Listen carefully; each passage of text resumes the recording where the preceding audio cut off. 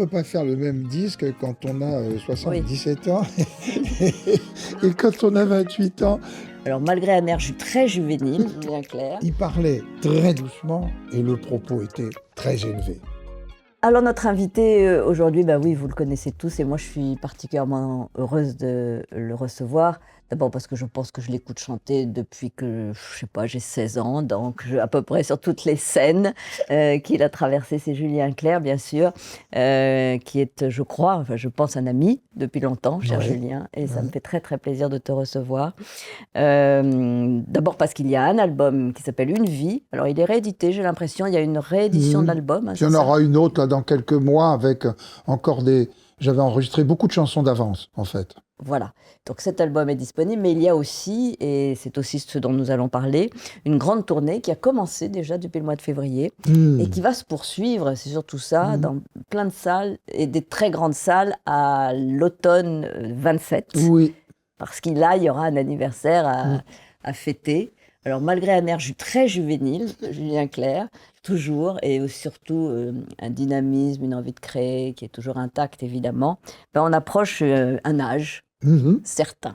Voilà, et ce sera fêté sur scène. C'est pas d'ailleurs la première fois que tu as fêté sur scène d'un anniversaire. Hein. Oh ben non, parce que comme je suis né au mois d'octobre, c'est une période où on est très souvent en scène. Voilà. Mois d'octobre. Donc les 50 ans, les 60 ans. Oui, c'est ça. Enfin, personnellement, j'y étais. Hein, voilà. donc... Bon, ben là, ça sera les 80, ma foi. Mais bon, j'ai la chance de faire un métier où je ne prends pas ma retraite, donc c'est très bien. On se souhaite de ne jamais, et on se le souhaite à nous d'ailleurs, de te voir jusqu'à la fin, et jusqu'à notre fin aussi à nous. 28 albums au total, donc pratiquement 60 ans de carrière. Et cette chose un peu intacte, si particulière, dans la mélodie, dans les choix de paroles, dans la voix aussi, on va en parler. Avant de parler de l'album, juste un tout petit mot de cette tournée. Tu es dans des salles très... Parce que tu as toujours chanté dans des salles très différentes. Ouais, moi j'aime bien chanter longtemps quand je chante. Oui. Je fais partie des gens qui... Notre génération, je crois, a été dressée à faire de la scène. C'est vrai. Pour nous, faire ce métier, c'était chanter le plus possible. Oui. Il y avait, aujourd'hui par exemple, l'été, on appelle ça les festivals, c'est vrai. Mais à l'époque, il y avait des tournées d'été. Je ne sais pas comment on faisait. On enchaînait les tournées d'été avec les tournées d'hiver. On n'arrêtait pas. Oui. Alors, c'est devenu vraiment plus une façon de vivre qu'un métier.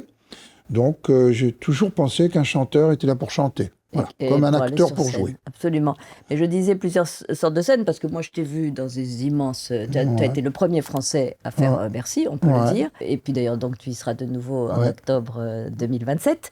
Mais il y a eu aussi des grands orchestres symphoniques derrière toi, des choses beaucoup plus... oui, à deux, au Théâtre des Champs-Élysées, oui. Moi, je me souviens d'un merveilleux concert, mais enfin, ça c'est très personnel, ce que je vais dire, à l'Européen. J'avais adoré ce moment. Je ne sais pas pourquoi. Là, on avait fait comme une espèce de tournée dans Paris. Voilà. On avait fait l'Européen, on avait fait un charme Bataclan. Et c'était plus swingant, enfin je sais pas.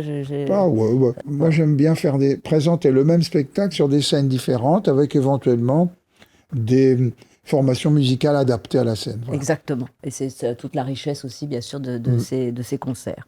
Alors, il y a cet album donc, qui s'appelle Une vie. Il y a beaucoup, je crois, pour moi, il m'est apparu très doux, assez doux, les sonorités, et surtout aussi très personnel. Mais enfin, ça a toujours été personnel, ce que tu chantes. Mais là, il y a des 2-3 titres qui se rapportent à toi, vraiment. Donc, une collaboration qui n'est pas la première, avec Benjamin Biolay. La deuxième. Oui. La deuxième, exactement. Et ce qui a toujours été frappant chez toi, je pense, c'est ta capacité à t'allier à ceux qui épousent l'époque aussi. Enfin, ça fait très longtemps, on va en parler de tes débuts, mais il y a toujours comme ça une évolution, à la fois dans les paroliers, j'ai le sentiment que tu sais un peu t'adapter. Ça m'aide à continuer à être créatif en compositeur. Oui. Alors, d'ailleurs, on se rendra compte, c'est un petit peu de trucs de spécialistes que je vais dire là, mais on peut se rendre compte au fur et à mesure des albums, en fait, que notre métier a changé aussi. Oui. Par exemple, au début, les 15 premières années, je travaillais avec Rhoda Gilles et Momo Vallet, qui écrivaient des paroles. Bon. Et puis, après, j'ai demandé on a ouvert notre porte à des nouvelles personnes, comme Jean-Loup Dabadi, David McTeal, etc. Plamondon, parce que ça m'amusait de travailler avec des gens qui écrivaient le français de façon différente. Oui. Et puis pour pas s'enfermer dans un système. Bon. Et puis là, depuis un certain temps, on se rend bien compte qu'il y a de moins en moins d'auteurs qui peuvent vivre de leur plume. Ah oui.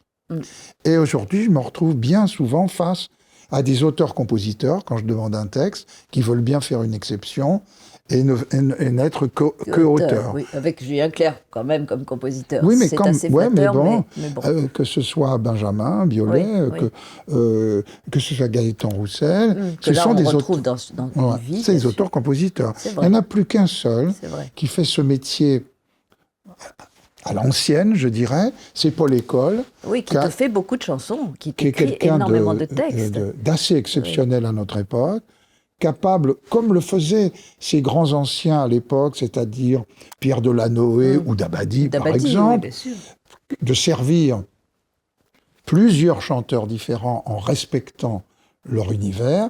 Lui, il est évident qu'il n'écrit pas la même chose pour Callot, pour Christophe Maé ou moi, par exemple. Donc, il est un grand auteur, mais il est un peu seul sur sa planète de nos jours. Oui, et grâce à Dieu, il a plusieurs collaborations avec toi depuis un certain temps déjà.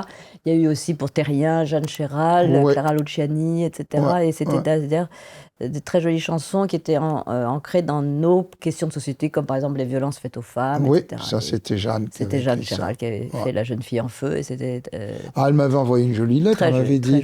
J'avais attendu longtemps le texte, je pensais qu'elle ne le ferait pas en fait. Et puis tout d'un coup, j'ai reçu une lettre très jolie où elle me disait j'ai hésité longtemps avant de savoir ce que j'allais écrire pour vous, et j'ai pensé que celui qui avait chanté « Femme, je vous aime » ne serait pas insensible à ce sujet. Donc c'est sur les violences faites aux femmes, effectivement. Très, très jolie chanson, très touchante, et une mélodie aussi vraiment qui nous est restée.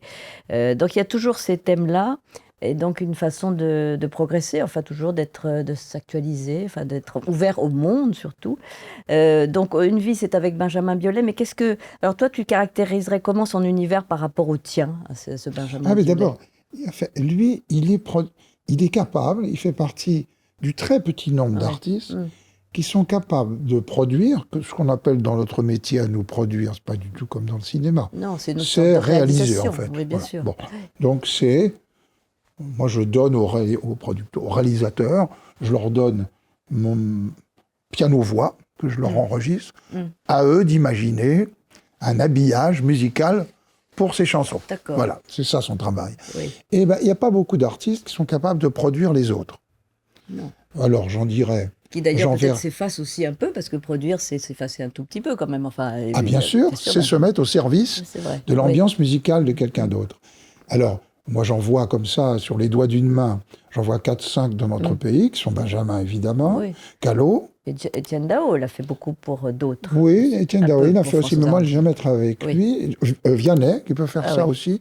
Et sans doute Julien Doré, je pense, qui peut aussi produire quelqu'un d'autre. Mais là, en plus de son travail de producteur, il a une autre casquette qui est, 2 casquettes même, auteur. Oui.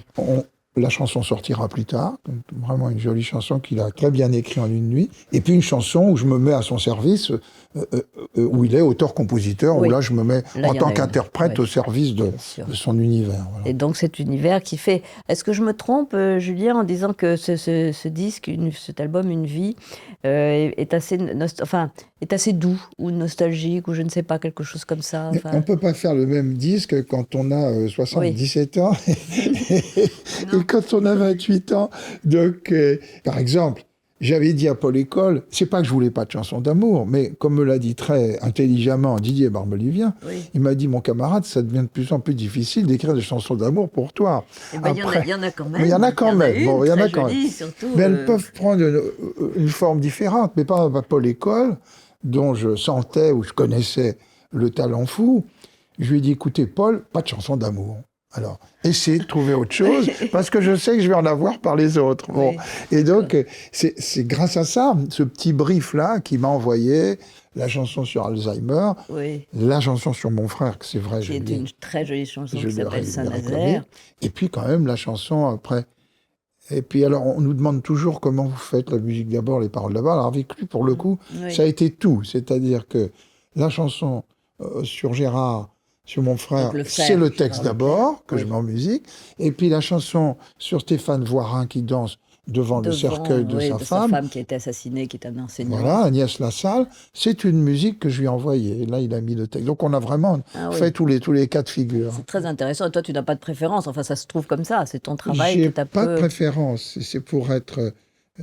mon côté paresseux préférerait n'écrire que sur les textes, parce que c'est plus facile d'écrire sur un texte, mais je me force à écrire des musiques sans texte, comme ça, qu'après je distribue vers les auteurs, parce que je crois que ça fait des chansons différentes. Ah oui, peut-être. Enfin, toi, tu le sens. Les chansons où le texte commande, c'est pas pareil que les chansons où la musique commande. Et souvent, les succès populaires, c'est souvent... Je ne sais pas combien il y en a des grands succès chez toi, je sais pas, 250, non? Enfin, je ne sais pas. On va dire qu'il y a énormément. On va dire qu'il y a une quinzaine de chansons qui sont incontournables, que je ne peux pas ne pas chanter dans un tour de chant. Beaucoup plus, moi je crois, mais bon... Non, mais vraiment. Oui. Moi, ce que j'appelle les incontournables, c'est celles qu'on peut faire, par exemple, dans un festival où, évidemment, tout le monde n'est pas venu pour moi. Oui, bien sûr. Ils sont venus aussi pour les autres artistes. Oui. Et il y en a, sans doute, qui ne connaissent pas mon travail ou mal. Ben, les incontournables... C'est rare. C'est quand les incontournables, c'est quand ils se disent « Ah oui, c'est lui qui a fait ça aussi. » Voilà. Oui. Bon, c'est ça, les chansons incontournables. Ah oui, C'est que même connaissent ceux qui ne connaissent pas votre travail. Ah oui, c'est ça. Ils connaissent la chanson, ils l'ont tellement entendue, mais voilà. Ouais. Et donc tu te mets, bien sûr, et tu aimes quand même... Enfin, j'imagine que ton travail, c'est au piano, on est d'accord. C'est au piano c'est là que tu composes, voilà. Et l'autre chose, qui est différente selon les artistes, c'est que je ne vois jamais l'auteur. Bon, avec Paul École, on ne s'est jamais vu. Ah oui. On s'est rencontrés une fois, grâce à Florent Pagny, pour une photo. Sinon, on s'est vu un peu en FaceTime quand on écrivait au moment du Covid. D'accord. Et là, sur le dernier album, on ne s'est parlé qu'au téléphone. Et tu envoies les textes. Et toi, voilà, où j'envoie la musique. Et après, on termine comme ça. Même au téléphone, en plus, Paul, il habite en Bretagne. C'est ça, voilà, il doit écrire de sa Bretagne. Oui, il ne quitte jamais sa maison. Alors que Christophe Maé va là-bas, s'installe chez lui 15 jours et travaille avec lui. Donc les façons de travailler sont vraiment très différentes. Il faut dire quand même un mot, c'est juste parce que cette chanson, d'abord moi je connaissais très bien Gérard Leclerc, avec qui j'ai beaucoup travaillé, il était journaliste économique, il a même été mon patron à Antenne 2. J'ai énormément de tendresse pour lui et c'est vrai qu'il y a cet accident d'avion. Nous sommes en août 23, juillet 23, août 15 août 2023, c'est ça, oui. Bref, et il va assister à ton concert. Non, le concert était 2 jours plus tard. Oui, c'est ça. Là, mais il va dans la région. Il se permettait un aller-retour la veille, en fait, pour emmener des gens qui lui ont demandé. Exactement. Il n'avait qu'une idée. C'était évidemment il était pilote. De voler. Il volait. L'été. Alors, il y a 2 personnes qui ont refusé obstinément de monter avec lui, qui sont Julie et moi. Oui, Julie ne voulait pas. Non. Julie, c'était sa femme, la femme de Gérard. Ah oui. Il n'avait de cesse que je l'accompagne. Et tu n'es jamais monté. Non. Voilà. Et on n'a pas bien compris, enfin toi tu dois savoir, et on ne va pas rentrer dans ces détails, mais c'est vrai que ce petit avion est tombé.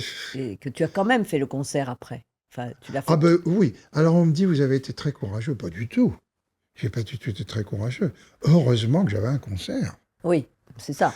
J'ai pris l'habitude maintenant de partager avec les gens certains moments de ma vie. Il s'est trouvé que j'ai pu partager avec les gens qui étaient là ce soir-là. Ça aurait été bien pire de ne pas chanter. Mais il faut... Évidemment, c'est un concert qui prend une tonalité très particulière. Oui. Enfin, évidemment. Enfin... Avant, j'ai parlé parce que je me suis dit, je ne veux pas qu'ils me prennent pour un salaud qui sourit quand son frère est parti hier. Tu as parlé, mais c'est pour ça que j'ai pu parler avant. Et puis après, comme on dit, le spectacle reprend le dessus. Mais évidemment que j'ai pensé à lui toute la soirée. Quand j'ai chanté, parce que j'avais de la chance quand même, c'était mon frère cadet, Gérard. Oui. Et j'ai de la chance. C'est ton C'est demi-frère, qu'il d'ailleurs. était fan, quand même. Il venait tout... totalement. Ça aurait pu ne pas être le cas, après tout. Oui. T'es Oui, pas c'est obligé, vrai, oui. t'es pas obligé d'aimer mon travail. Non, Mais non. il venait, quand même. Oui. Non, mais c'est vrai, il venait à tous les concerts. Il était authentiquement fan, quoi. Oui, donc ça, c'est vraiment... Oui, on va continuer à parler, mais on va écouter peut-être déjà parce qu'on a pour toi des abonnés qui te posent une question, cher Julien. Là, voici la première.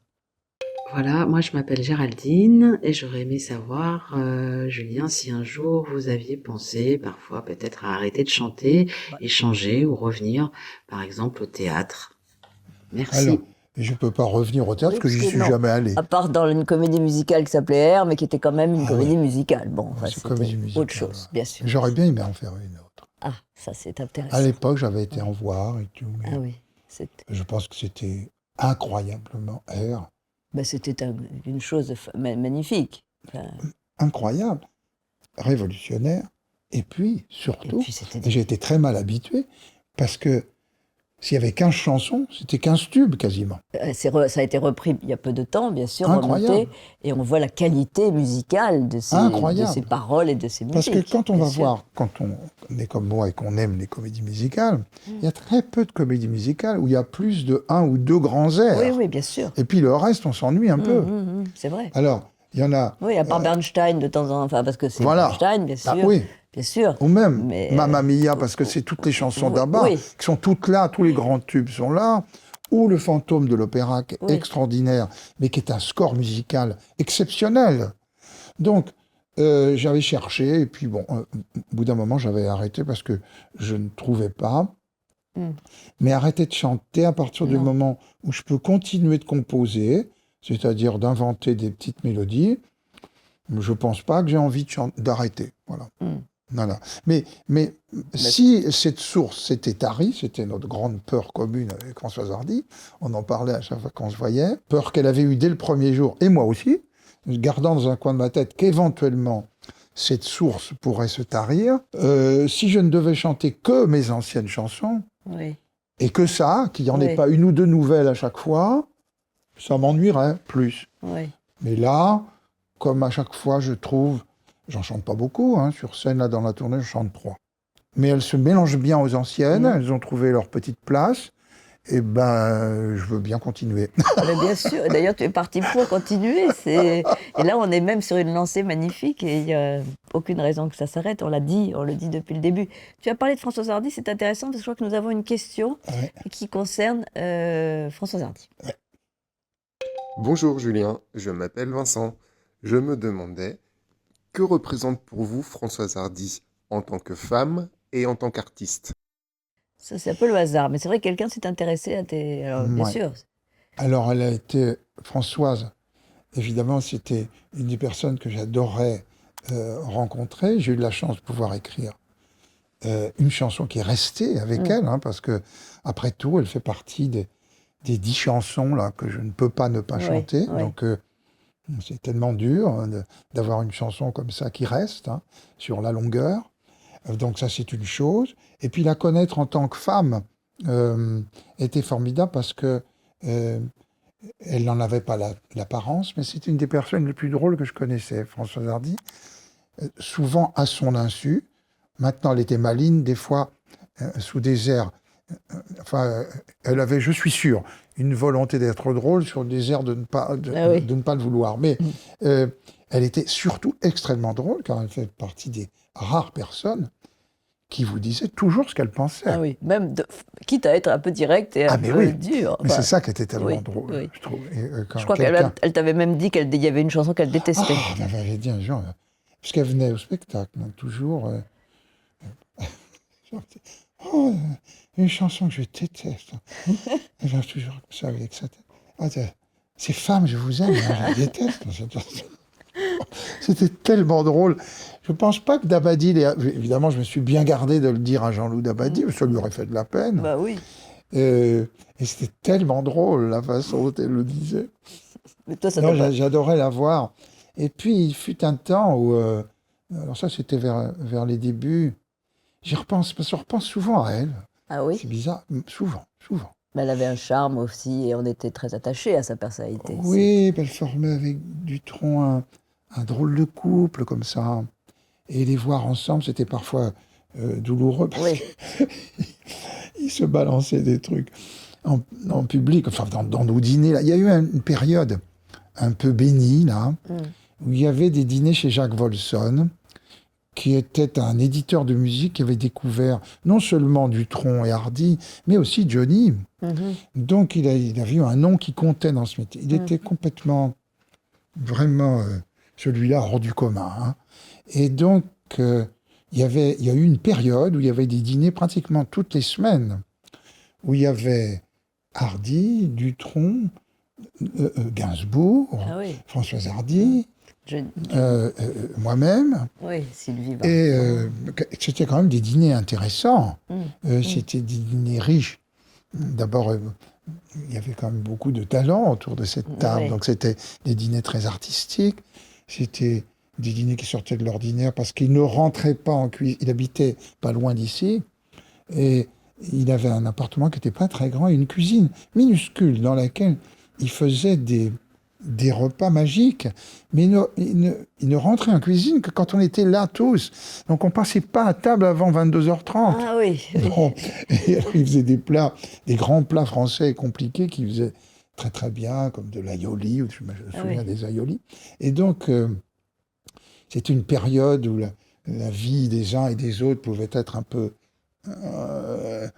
comme ça, ça bougeait un peu dans tous les sens, en particulier la vie de Gainsbourg, qui venait de se faire quitter par Jane, alors, qui évidemment, quand il avait quelques verres dans le nez, pleurnichait un peu à la fin des repas sur l'épaule de Catherine ou de Françoise. Enfin, c'était des dîners vraiment très riches en émotions et en rigolade aussi. Juste un tout petit mot de tes parents. Enfin, bien sûr, il y a cette double origine, parce que donc Gérard, ton frère était ton demi-frère, et vous aviez un père en commun, qui était ce monsieur très sérieux, bourgeois. Oui, il fait sérieux. Enfin, oui, qui était une image très sérieuse, moins sérieux qu'il n'y paraissait, enfin en tout cas avec beaucoup plus d'humour qu'il n'y paraissait. Moi, il était comme Françoise, mon père me faisait beaucoup rire. Il avait l'esprit, pour avoir rencontré par la suite des normaliens, il avait, j'ai l'impression que ces gens qui ont fait Normal Sup, ils étaient dans un moule, ils ont un esprit tous commun. Pour avoir rencontré Dormesson, par exemple, j'y voyais des points communs avec mon père bien souvent. Il avait de l'humour, ça c'est sûr. Humour, culture encyclopédique. Et mon copain, par exemple, Laurent Tess, qui lui a évolué dans le monde de l'histoire, de l'Assemblée nationale et de l'édition de livres historiques, pareil. Je sais exactement les points communs avec mon père. Et il y avait ça d'un côté, la mère de Gérard, que j'appelais maman aussi, parce que qui elle aussi aimait la musique classique, avait cette espèce d'ancrage. Que la musique classique. Donc c'est pas pour rien. Elle n'aimait aucune de mes chansons, mais enfin c'était sympathique parce qu'elle elle s'est mise à les aimer après quand même. Hein? Elle s'est mise à les aimer quand tu as eu le... Moyen, je crois. C'était pas sa musique, mais moi j'aime bien quand les gens disent des choses comme ça. La musique, c'est une chose trop importante pour ne pas galvauder. Et puis de l'autre côté, il y avait ma mère qui était fille d'ouvrier, donc c'était extraordinaire. Oui. Et finalement. donc d'origine martiniquaise, enfin... Oui. Mon grand-père était guadeloupéen, était ouvrier, communiste. À l'époque, je pense donc stalinien. Difficilement être autre chose quand on était communiste à l'époque. Ouvrier français. Et c'était formidable, finalement, d'aller d'un milieu à l'autre comme ça. J'avais été confié à mon père, mais je ne les ai pas revus l'un à côté de l'autre, à part en photo, que quand j'ai commencé à chanter. Et qui sont venus voir la première fois que j'étais à l'Olympia. C'était donc c'était évidemment en 68, même avant 68. C'était en 60. La première fois à l'Olympia, c'était en première partie de Gilbert Bécaud. En 69. Oui. Voilà. Il y a cette double appartenance, cette aspiration politique très différente, effectivement, ces deux côtés. Et toi, tu arrives en plein, mais en fait, tu arrives au moment de 68, quoi. Oui. C'est ça, les premiers succès. Et d'ailleurs, la cavalerie, c'est mai 68. Voilà. Elle est sortie le jour des fameuses... barricade de Gay-Lussac. Est-ce que tu as conscience d'être un peu dans ce mouvement-là ? Du tout. Pas du tout, voilà. Du tout. Et pourtant, tu chantes, il faut abolir l'ennui. Donc, on est quand même dans... Oui, mais parce que Roda, ça fait au moins 2 ans qu'il théorise la Révolution, Étienne. Oui. Et là, quand j'allais de temps en temps chez lui, d'abord, il avait déjà un enfant. Sa femme, Nadine, qui était une fille de la grande bourgeoisie, avait rejoint son mari elle était très engagée, elle aussi, artiste, peintre. Elle avait rejoint Étienne dans ce petit appart-là. Et ben, quand j'y allais, il était avec ses copains, il théorisait la Révolution. Et donc, tu chantais ça, enfin, ou disons que... Ben oui, il m'apportait ces textes-là. C'était absolument pas en adéquation avec ce que mon père avait essayé de Non, mais toi, tu aurais pu les épouser, ces thèses-là, au fond. T'aurais pu... ça me plaisait bien, je trouvais ça beau, moi, ce qu'écrivait Étienne. Ouais. Et il a pris un peu la place de mon père à ce moment-là. Tout d'un coup, il est arrivé, il était plus âgé. Je comprenais pas toujours, mais le côté poétique me plaisait. Ouais. Alors je trouvais que ça allait bien avec ma musique, puis c'est tout. Je n'ai pas cherché plus loin. Et puis c'est parti. Il y a eu R quand même aussi, qui a été quand même un peu une révolution, on en a parlé, parce que là, et c'est quand même la libération, enfin c'est une forme d'hymne à la tout liberté. Ça participait du même truc, là. R... Mais sans dire qu'à ce moment-là tu es engagé, tu as quand même, il y a des repères dans ta carrière, et toujours une ou deux ou trois chansons un peu engagées, j'ai envie de dire. Ah oui, tant que c'est engagé sociétalement, c'est bien, oui.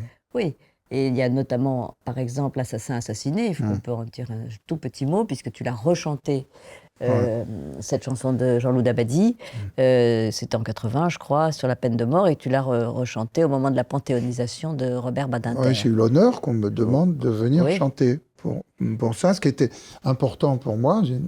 J'étais heureux parce que la période était très, très mouvementée à l'époque. Puis j'avais eu la chance de le voir plaider. Ça, je dois dire que, comme souvent, c'est grâce à Jean-Loup. C'est Jean-Loup, en discutant tous les deux, Jean-Loup me dit on devrait écrire une chanson sur la peine de mort, mais c'était 1 an ou 2 avant. Oui, c'est en 80, je crois.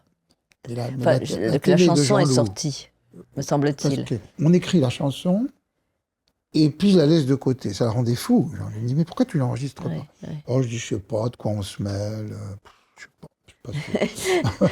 Je suis pas sûr. Alors, il était fou. Pourtant, Mitterrand avait eu le courage, c'est vrai, de le mettre dans son programme. On l'a écrit avant, nous. Oui. Enfin, quand il se présente, avant 80, il le dit quand même dans son programme. Or, il sait que l'opinion n'est pas favorable à l'abolition de la peine de mort. Bien sûr. Donc, il faut quand même préciser que c'est assez courageux, on va dire, de se présenter comme ça. Parce que surtout en campagne électorale. Voilà. Et il va le faire, bien sûr, quand je l'ai grâce vu, à Robert Badinter. Je sais très bien où j'étais ce soir-là. Je me suis dit, il va gagner. Ah oui. Moi, parce que, il était porté par un truc, mais je me suis dit, là, ça montre de la conviction. Nous, un type qu'on va élire, on veut qu'il ait des convictions, même si c'est pas forcément les nôtres, mais on sent que c'est pas que pour prendre le pouvoir. Clairement pas, oui. Là, non, parce qu'il allait à rebours de l'opinion. Et puis j'avais eu la chance d'aller le voir plaider Badinter. Des fois, comme ça, la vie offre des moments où on s'en rend pas compte tout à fait, mais on est en train de vivre l'histoire. Oui, bien sûr. Et après, tu as bien connu Mitterrand. Enfin, je crois que vous avez eu des... Oui, il aimait beaucoup la chanson Mitterrand. Il aimait bien. Alors, je l'ai beaucoup vu dans des... Je l'ai moi-même reçu à la maison. C'était drôlement fatigant, d'ailleurs, parce que il fallait faire une jolie table, il fallait mettre des gens qui soient à la fois... Il aimait beaucoup les artistes, et puis il aimait beaucoup rire, il n'avait pas l'air, mais quand il se détendait, donc il fallait des fois les gens qui soient distrayants et en même temps qu'ils puissent éventuellement répondre, être au niveau, parce que c'était les 2 dîners que j'ai fait à la maison. Je ne parle pas des fois où j'ai eu la chance comme ça d'aller à l'Élysée. Où là, c'était ses invités à lui. Mais les 2 fois où je l'ai fait, les 2 fois, il y a eu un moment donné où le silence s'est fait, où il parlait extrêmement doucement. Est-ce qu'il faisait exprès, je ne sais pas, ou est-ce que c'était sa façon de faire ? Il parlait très doucement et le propos était très élevé. Et ça m'est resté comme tout d'un coup, ça partait dans des sphères. Alors on se disait, je vis un moment important parce que c'est intéressant quand même. Je dis, on n'est pas président de la République, me semble-t-il, pour rien. On est président de la République parce qu'on est atypique, parce qu'on a quelque chose que les autres n'ont pas, et qui a pu plaire à la majorité du pays, même si tout le monde n'est pas d'accord. Alors, avant de se séparer, juste un tout petit mot de la voix, cher Julien.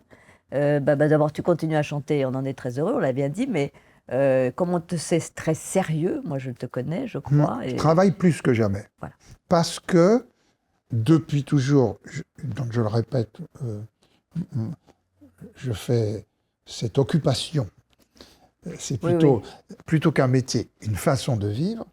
Mais surtout, j'ai découvert, il y a maintenant longtemps, puis au fur et à mesure que le temps passe, j'y prends plaisir. J'ai découvert que le travail de la voix, c'est enrichissant, c'est comme un yoga, enfin je sais pas. Et donc j'y prends de plus en plus de plaisir, et surtout, c'est une des choses où on voit que le travail paye. Et moi, ça me rassure dans un coin de ma tête de savoir que le travail paye. Enseigné, ce que ton père t'a enseigné dans ton jeune temps. Le travail, ça paye. Par exemple, je suis de plus en plus adepte, donc je prends des cours de chant à peu près, une moyenne toute l'année de 2 fois par semaine. Oui. On ne se voit jamais. Il est un autre endroit de France, donc on fait ça tous les deux. Il n'est pas à côté avec de toi. Jérémy. Il n'est pas à côté de toi. Ah non, jamais. On est tout le temps en FaceTime. Et de tous les endroits du monde. Oui. Et maintenant, plus je peux le faire tôt après le réveil, mieux c'est. Ah oui. C'est un réveil extraordinaire. Et c'est devenu une espèce de... C'est presque addictif, quoi. Bien sûr. C'est une séance d'1 heure.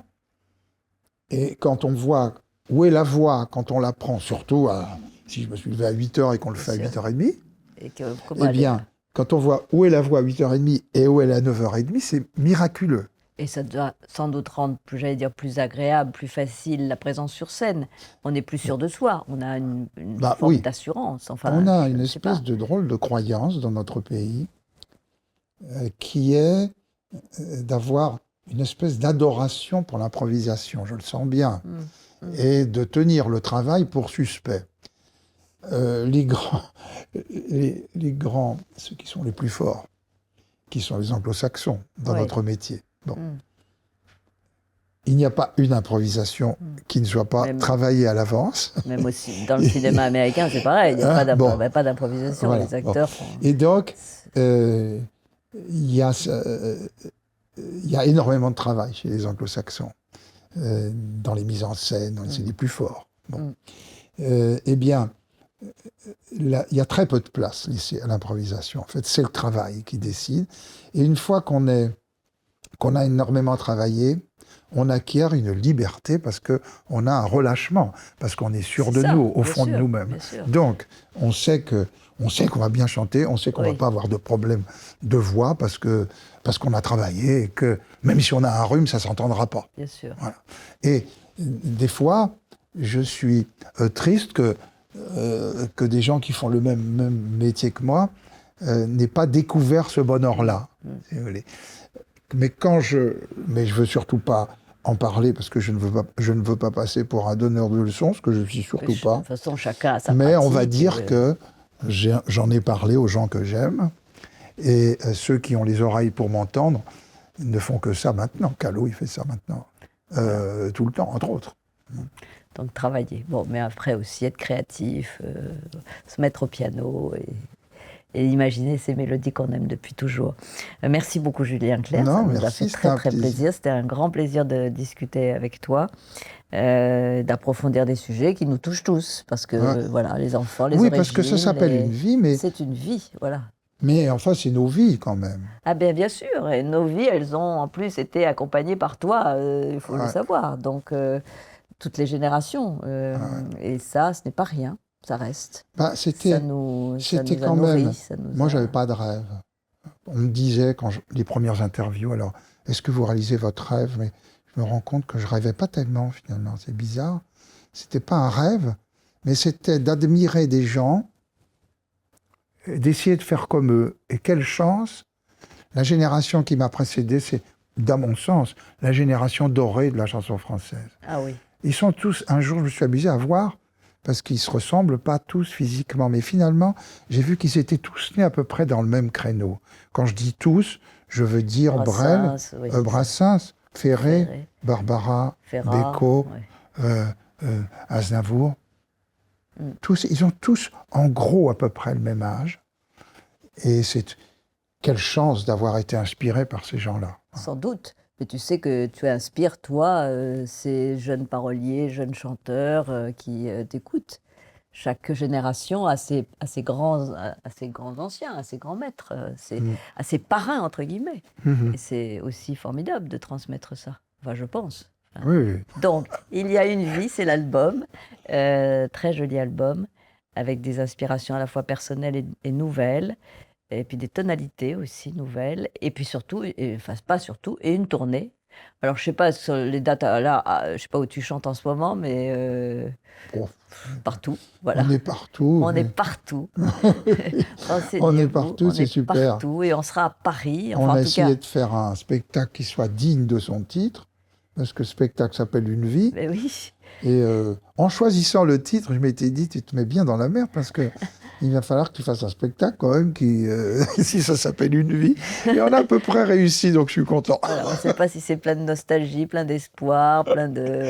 Bon. Ouais. Mais c'est surtout... Il y a des images, il y a un peu tout, et puis ma foi, je parle un peu plus que d'habitude, donc ah oui, voilà. ça. On a à peu près réussi à faire ce qu'on voulait. C'est bien, on parle. Mais donc il y aura une grande scène, là où tu as voilà, cette grande scène. Qui n'est plus aussi grande maintenant. Qui n'est plus aussi grande, mais enfin qui est quand même très grande. Elle est quand même très grande, et surtout elle est grande à visage humain. Oui, c'est vrai. Il y a des nouvelles grandes scènes là, que je trouve épouvantables, où le son est dégueulasse. Ah oui.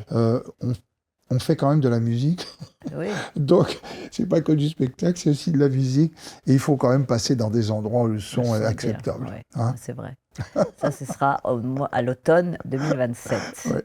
On fêtera un anniversaire pour Julien Clerc. Voilà. Et on sera là, bien sûr. Mille merci, Merci, cher Julien. merci. Merci beaucoup. On se retrouve vite, nous, avec un nouvel invité. À très vite.